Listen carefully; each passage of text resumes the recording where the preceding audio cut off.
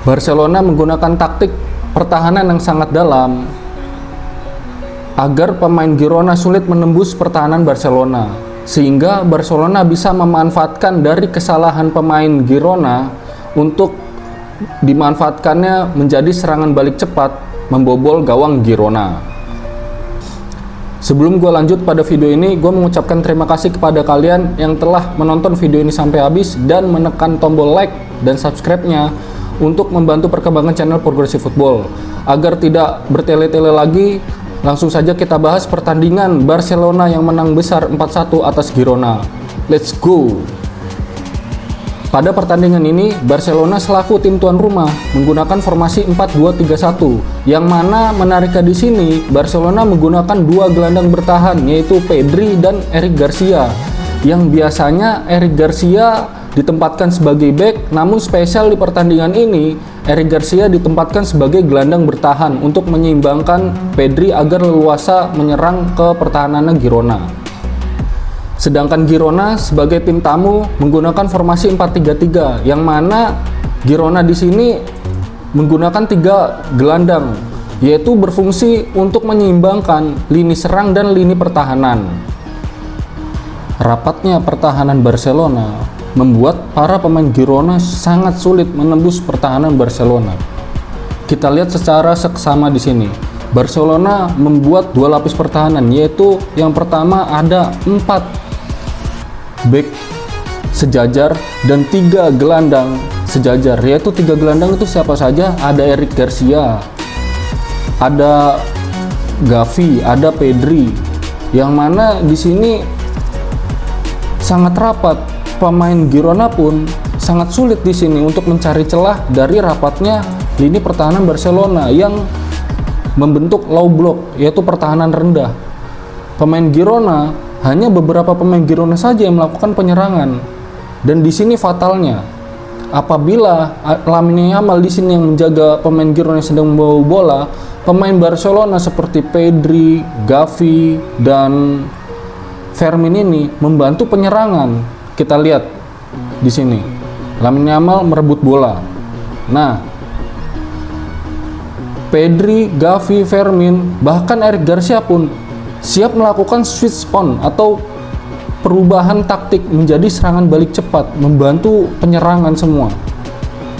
Jadi tidak akan apabila ada pantulan bola di sini tidak akan kalah. Pedri sudah siap backup, terus Gavi sudah siap backup, Fermin sudah siap backup. Namun di sini kecerdikan dari Lamine Yamal melihat pergerakan dari Lewandowski, dia mendelay sampai Lewandowski ini mendapatkan celah untuk menerima bola. Nah, di sini delay, di sini melakukan umpan terobosan dan Lewandowski berhasil melakukan shoot namun gagal shootnya ke gawangnya Girona. Barcelona memiliki keuntungan yaitu mempunyai back sayap, yaitu full back kanan Jules Koundé, mempunyai insting penyerangan yang sangat bagus. Terbukti di taktik kali ini Hansi Flick memanfaatkan kelebihan dari Koundé ini untuk membantu penyerangan, dan Koundé ini berhasil menarik pemain dari Girona ini hingga membuka celah. Lamine Yamal bisa mengoper kepada Fermin dan memberikan umpan kepada Koundé. Kita lihat secara seksama.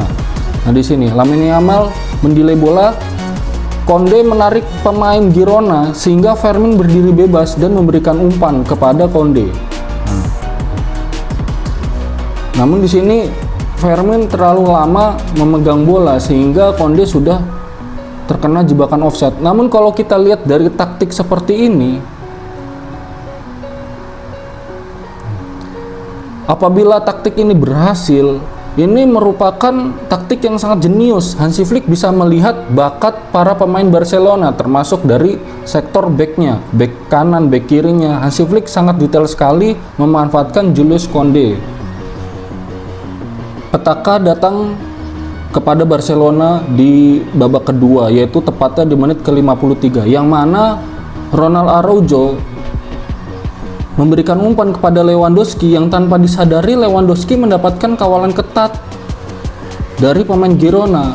Dan di sininya yang menjadi kecerobohan dari lini pertahanan Barcelona, Ronald Araujo ini telat untuk kembali ke posisinya, sehingga pemain Girona ini, penyerang Girona ini bisa menarik Araujo hingga maju ke depan dan menjadi celah kosong di sini. Pemain Barcelona terlalu naik sehingga pemain Girona berhasil memanfaatkan celah tersebut untuk mencetak gol penyama kedudukan. Bisa kita lihat di sini. Araujo setelah menerima umpan setelah memberi umpan ke Lewandowski, Araujo tetap menaik.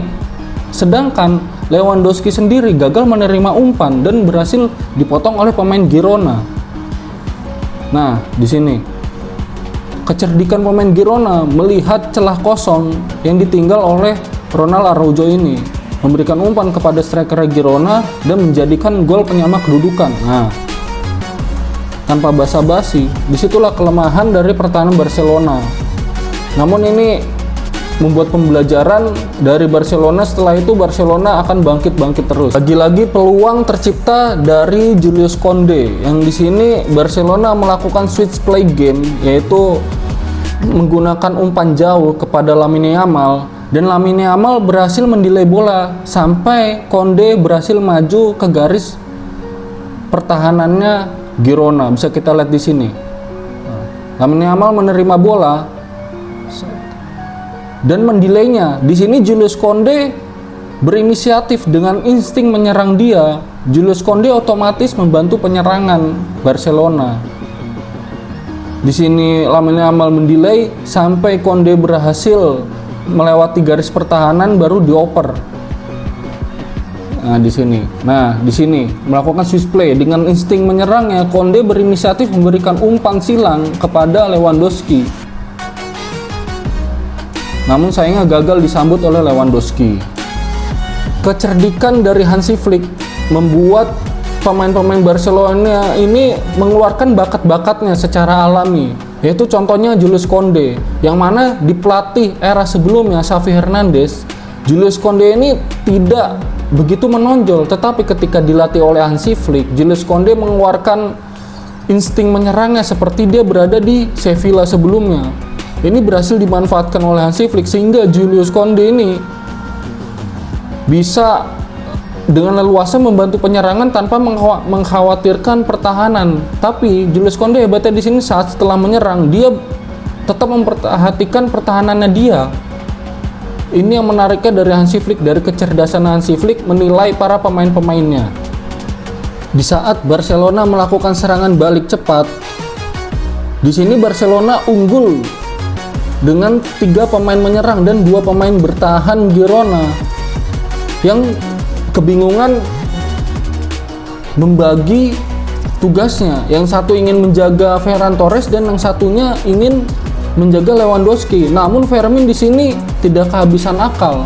Pemain Barcelona ada 2 yang telat untuk membantu mundur, lalu Fermin tetap membawa bolanya. Sehingga, nah di sini lihat, pemain Girona ini kebingungan, sudah ingin merebut ke bola tetapi mundur menjaga Ferran Torres. Dan pemain Girona selanjutnya yang menjaga Lewandowski, dia seharusnya fokus kepada Lewandowski, bukan berbalik badan. Ini kecerobohan dari lini belakangnya Girona, membuat Fermin leluasa memberikan umpan kepada Lewandowski. Nah, di sini kebingungan kan, Lewandowski mendapat celah kosong, menyentuh bola 1 kali 2 sentuhan langsung shoot dan gol. Nah, terciptalah gol ketiga untuk Barcelona. Dengan permainan yang sangat pragmatis yang dilakukan oleh Barcelona, ini membuktikan kecerdikan dari pelatihnya Barcelona, yaitu Hansi Flick, memanfaatkan setiap pemain yang mengeluarkan kemampuan alaminya, yaitu seperti Julius Koundé di pertandingan ini. Dia mengeluarkan bakat alaminya, yaitu insting menyerangnya. Memanfaatkan Julius Koundé yang mampu membantu penyerangan Barcelona. Ini sangat atraktif dalam sebuah taktik di tim ini. Dan Barcelona di pertandingan ini berhasil menang dengan skor besar, yaitu 4-1. Di matchday ke-29 ini Barcelona masih menduduki puncak klasemen di La Liga, yaitu dengan 66 poin di matchday ke-29, selisih 3 poin dari Real Madrid. Ini belum bisa dianggap tenang. Untuk para fans Barcelona dan Barcelona sendiri ini belum bisa dianggap tenang karena selisih 3 poin ini, apabila Barcelona blunder melakukan satu kekalahan terus seri, ini bisa berakibat fatal. Real Madrid bisa merebut posisinya Barcelona di puncak klasemen. Padahal mereka berdua ini, Barcelona dan Real Madrid ini, masih sama-sama memainkan laga di Liga Champions, yang mana sudah masuk perempat final. Kedua tim ini sudah bermain sampai perempat final dan akan bermain minggu depan di Liga Champions. Semoga tidak ada kelelahan dengan jadwal yang padat ini. Kalau misalkan terjadi rotasi yang tidak seimbang di Barcelona antara pemain intinya dan pemain cadangan yang tidak melakukan rotasi yang seimbang, otomatis pemain Barcelona akan mengalami kelelahan dan membuat performanya di La Liga ini menurun. Ini yang sangat dikhawatirkan oleh Barcelona. Semoga saja Hansi Flick tidak melakukan kesalahan dalam melakukan rotasi pemain, karena yang gue lihat di sini Barcelona pemain inti dan pemain cadangannya ini kurang begitu seimbang lah kedalaman skuadnya. Mungkin hanya ada beberapa saja yang seimbang, tetapi lapis berikutnya itu kurang begitu seimbang. Contohnya Lewandowski hanya ada Ferran Torres pelapisnya. Kalau Rafinha sakit, belum tentu ada pelapisnya lagi. Ini yang sangat dikhawatirkan. Dan ini menariknya, perebutan La Liga tahun ini begitu sengit ya. Ya mungkin Atletico Madrid sudah menjauh dari Barcelona, ya selisih berapa? 9 poin dari Barcelona. Kemarin Atletico Madrid tidak berhasil meraih kemenangan. Semoga saja Barcelona bisa juara tahun ini. Untuk klub-klubnya pendukung tim Barcelona, pendukung-pendukungnya tetap solid, menjaga kekompakan agar Barcelona bisa menang dan jangan saling mengejek. Takutnya, ini gue mengingatkan ya buat fans Barcelona, takutnya seperti Liverpool yang mana supporternya atau fansnya terlalu percaya diri akan memenangkan quadruple dan akhirnya apa? Blunder. Liga Champions dia kalah, FA Cup kalah, Carabao Cup kalah, ya ini tinggal Liga Inggris saja. Semoga fans Barcelona, gue yakin sudah dewasa semua walaupun persaingan sengit dengan Real Madrid, fans Real Madrid, dan semoga aja sportif ya, tidak saling menjelekan. Wajar